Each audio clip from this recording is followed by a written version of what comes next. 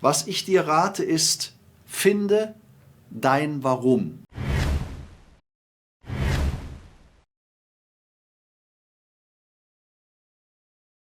Als Unternehmer Mitarbeiter zu finden, ist immer so ein ganz wichtiger Punkt. Ich habe als Student für eine Versicherung gearbeitet und habe mich in der Situation befunden wie du. Ich habe Leute rekrutieren wollen. Ein bisschen wilder, weil ich wollte, das hatte ich mir einfach als Ziel gesetzt, 100 Mitarbeiter haben, ziemlich schnell. Und dann bin ich zu meinem Coach völlig verzweifelt und habe gesagt, das klappt nicht. Und ich habe es dann ähnlich gemacht wie du im Ansatz. Ich habe dann gesagt, es gibt so viele Mitbewerber und es ist auch nicht so wahnsinnig attraktiv für eine Versicherung zu arbeiten, so habe ich das damals empfunden. Also setze ich mich gegen die Mitbewerber nicht durch und so weiter und so weiter. Und dann hat er mir gesagt, Herr Schäfer, das Erste, was Ihnen jetzt mal auffallen muss, dass Sie Gründe aufzählen, die nicht in Ihrer Macht liegen. Dann können wir das Gespräch auch beenden, der war ziemlich radikal, denn wenn Sie auf die Umstände hoffen, dann bin ich der falsche Ansprechpartner, ich bin nicht der liebe Gott.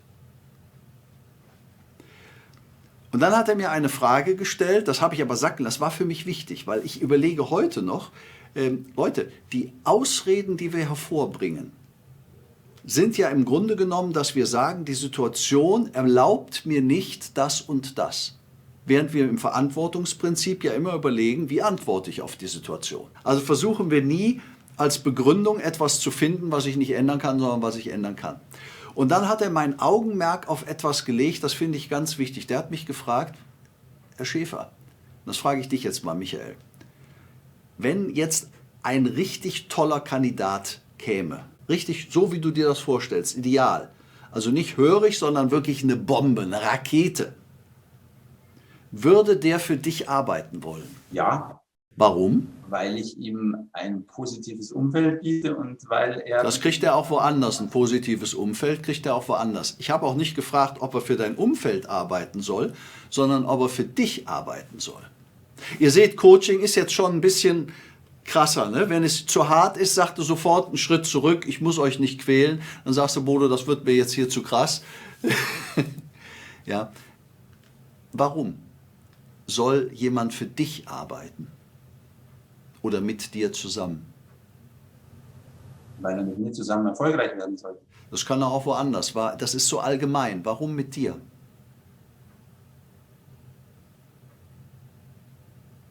Siehst du, das ist das wahre Problem.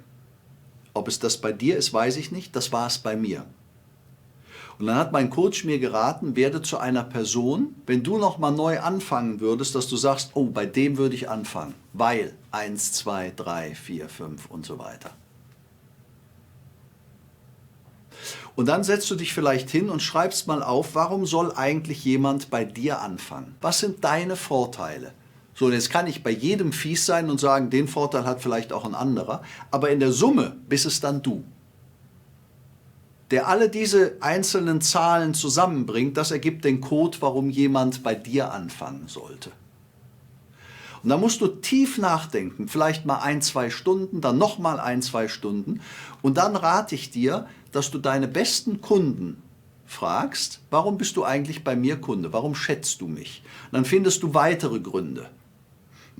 Und das ist eine Aufgabe, da hast du hinterher vielleicht 10, 15 Stunden verbraucht und hast überhaupt noch nicht das erfahren, was du eigentlich von mir wissen willst, nämlich welches Medium, was ich dir aber jetzt auch gar nicht sagen werde, weil das gar nicht wichtig ist. Abgesehen davon weiß ich es auch nicht. Das mag dich jetzt enttäuschen, aber wenn ich jetzt eine Annonce aufgeben würde, dann würde ich zu unserer HR gehen, Human Resources, und würde sagen, wo machen wir das? Mach du mal. Ich würde nicht mal fragen, wo, mach mal. Aber ich weiß auch, dass es nicht das Entscheidende ist. Natürlich musst du das richtige Vehikel finden, aber wenn du nicht weißt, was du darin transportierst, wird es nicht funktionieren. Was ich dir rate ist, finde dein Warum. Warum machst du Agentur? Warum gibt es die Direktionsagentur Michael Weber? Weil ich es liebe, mit selbstständigen Unternehmern zusammenzuarbeiten und weil ich es liebe, den Menschen Sicherheiten zu geben, verkaufen, und auch finanzielle Sicherheiten zu geben. Okay. Jetzt die anderen, ihr ihnen zuhört, würde euch das überzeugen? Macht mal Daumen hoch. Wer würde sagen, jo, da gehe ich fliegenden Fahnen sofort in diese Agentur. Ich sehe hier sowas. Und ich sehe nur sowas. Ich sag dir jetzt mal, warum ich sowas sehe, weil ich würde dir auch sowas geben, Michael. Weißt du warum? Ich würde dir für das, was du sagst, ein So geben, für dein Gesicht und deine Ausstrahlung so, und aus den beiden ergibt sich dann so. Dein Gesicht hat eine hohe Glaubwürdigkeit. Ich könnte mir vorstellen, meine Versicherungsangelegenheiten in deine Hände zu geben. Was du sagst, ist beliebig, ist kein Warum. So, nochmal. Wenn wir gute Leute haben wollen, müssen wir unsere Hausaufgaben machen. Wir können nicht das Umfeld verändern, wir müssen unsere Hausaufgaben machen. Wir müssen wissen, warum sollte jemand bei mir anfangen? Wir müssen unser Warum wissen und kommunizieren. Warum gibt es die Agentur? Ideal ist bei einem Warum immer eine Geschichte. Ja, also wenn ich jetzt sagen sollte, warum bin ich Money Coach, dann würde ich dir sagen, Michael, als ich mit 26 Jahren pleite war, ging es mir richtig schlecht. Und es ging mir so schlecht, dass ich nachts nicht schlafen konnte. Und dann habe ich mir überlegt, ich brauche jemanden, der mir helfen kann, einen Coach.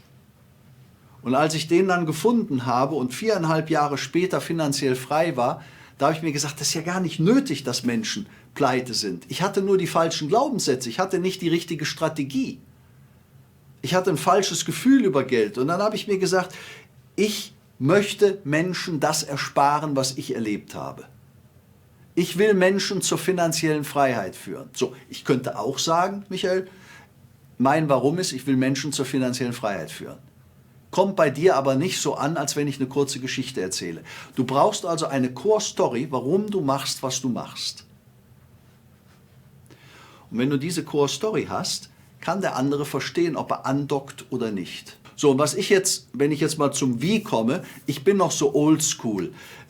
Mit Online-Annoncen aufgeben, ja, alles gut und schön, kriege ich mein Warum nicht so gut transportiert. Ich würde an deiner Stelle einfach 10 Kunden anrufen, nachdem ich meine Hausaufgabe gemacht habe.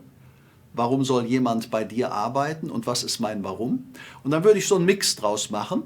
Dann würde ich sagen, wenn du jetzt mein Kunde wärst, würde ich dann sagen, lieber Michael, darf ich dich mal fragen, warum du eigentlich mein Kunde bist? Ich will dir erstmal sagen, dass ich dich wahnsinnig schätze als Kunde. Das macht einfach Spaß, du bist eine Inspiration. Wahre Sachen, kein Geschnatter, wahre Sachen. Warum bist du mein Kunde?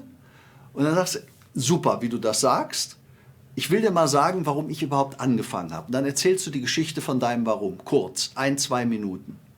Und dann sagst du, und jetzt ist es so weit gediehen, gewachsen, dass ich es nicht mehr schaffe in dem kleinen Team, was ich habe. Wie viele Mitarbeiter hast du? 6. Bitte? 6. 6 Mitarbeiter. Ich habe jetzt 6 Mitarbeiter. Ich schaffe es nicht mehr. Wir schaffen es nicht mehr zu 6.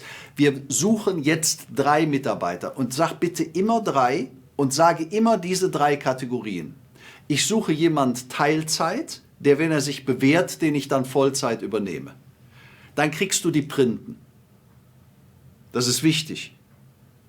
Dann suche ich jemand, der schon verkaufen kann, dem ich den letzten Schliff beibringe, damit er wirklich zu einem Berater wird, der mit Herz den Kunden das Optimale gibt. Und dann suche ich ein High-End, der meine besten Leute führen kann. Jetzt denkt jemand in 3 Kategorien. Jemand, der noch nicht so richtig weit ist, was ich jetzt despektierlich als Printe bezeichnet habe. Weil wenn du das nicht machst mit den 3 Kategorien, wird er dir nur die Printen empfehlen. Das willst du aber nicht. Und du fragst ihn dann auch, wer ist das? Der Teilzeitmensch, der Verkäufer, der zum Spitzenverkäufer werden soll oder die Top-Führungskraft, die meine Mannschaft führen kann? Jetzt denkt er in 3 Kategorien und dann geht es dir sehr gut. Und wenn du mit 10 Kunden sprichst und du hast ein starkes Warum, hast du eine große Chance, dass dir jemanden empfiehlt. Und das ist eine sehr gute Abkürzung. Wenn du es online machst, kann ich dir nur empfehlen, mache ein Video.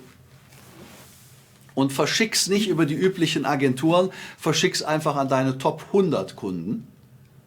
Wenn ihr jemand mit der Bitte, wenn ihr jemand habt, der in Frage kommen könnte für diese 3 Kategorien, dann schick ihn doch nur bitte dieses kurze Video weiter. Und in dem Video, viel besser als geschrieben, geschrieben erreicht nicht so sehr das Herz. Video weiß sofort, weil du hast wirklich nochmal ein sehr vertrauenserweckendes Gesicht. So, wenn das Video weiterkommt, bist du ganz vorne, weil der weiß genau, wer du bist. Ja oder nein, das weiß er ziemlich schnell. Und in dem Video am Schluss sagst du, wenn dich das interessiert, wenn du gerne mit mir zusammenarbeiten würdest, weil du dasselbe Warum hast wie ich in deinem Herzen, dass du wirklich möchtest, dann schicke mir bitte ein kurzes Video von dir, 2-3 Minuten. Und wenn du das Video dann siehst, hast du ganz viel Zeit gespart, brauchst nicht immer eine Stunde Einstellungsgespräch, weißt du sofort, will ich den einladen oder nicht. Ich kann euch nur sagen, rekrutiert immer mit Video.